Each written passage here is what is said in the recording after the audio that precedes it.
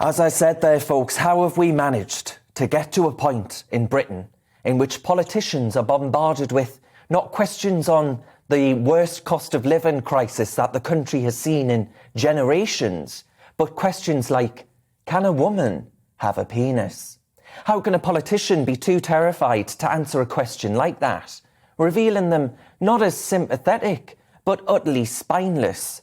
The public, I think, will quickly conclude that such politicians aren't fit to run a bath, never mind the country.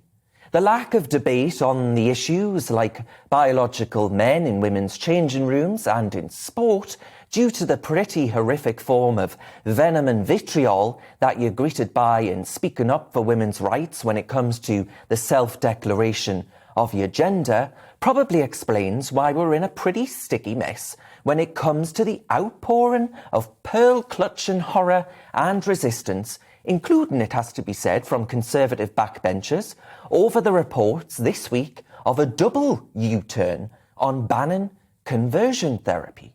In seeking to appease its backbenchers, the government has said it would only ban conversion therapy for gay men and women, but wouldn't cover so-called conversion therapy to convert someone experiencing gender dysphoria. When the abandonment of the proposed ban was leaked online, I actually welcomed it. I was disappointed that government U-turned on it. But at least for now, transgender won't be included in that category. Because let's be honest, folks, young people, under 18s who are having issues with their gender identity, their bodies, they don't need to have conversations that they have with parents, with therapists, with people in churches. They don't need the shadow of the law potentially making people feel unable to have honest and frank conversations with them. If someone wants to help a young person to feel comfortable in their own bodies, they shouldn't face a risk of criminal sanctions for doing that. I want to be self-indulgent for a moment and tell you about my own experience as a young person, which has actually informed my view and concern for today's young people. As a 15-year-old, I had endured years of homophobic bullying. I was deeply uncomfortable in my own body with myself. I was referred to child and adolescent mental health services, CAMS, and I was desperate to know what was wrong with me, to find out why I was like this. How could I make this torment stop?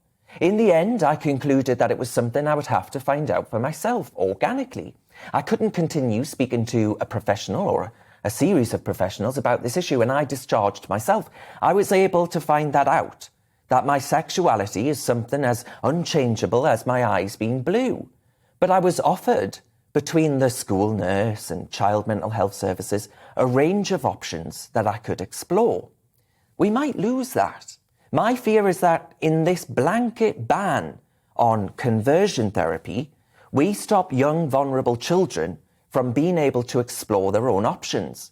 We prevent children from receiving access to a range of therapeutic options by criminalising, frankly, evidence-based therapy.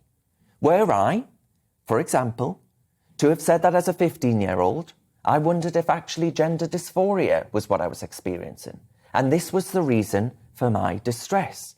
Under this ban, no professional could recommend that I explore other options available to me without potentially breaking the law. I wouldn't have been experiencing gender dysphoria.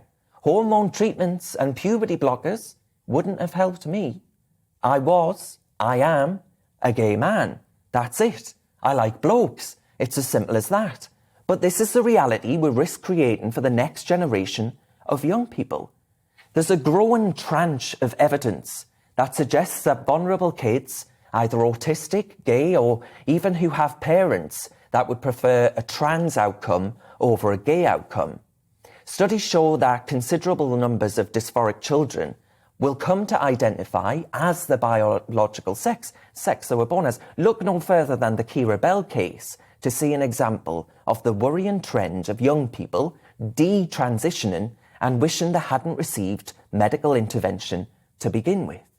Criminalising therapy actually removes the options for trained professionals to help a young person.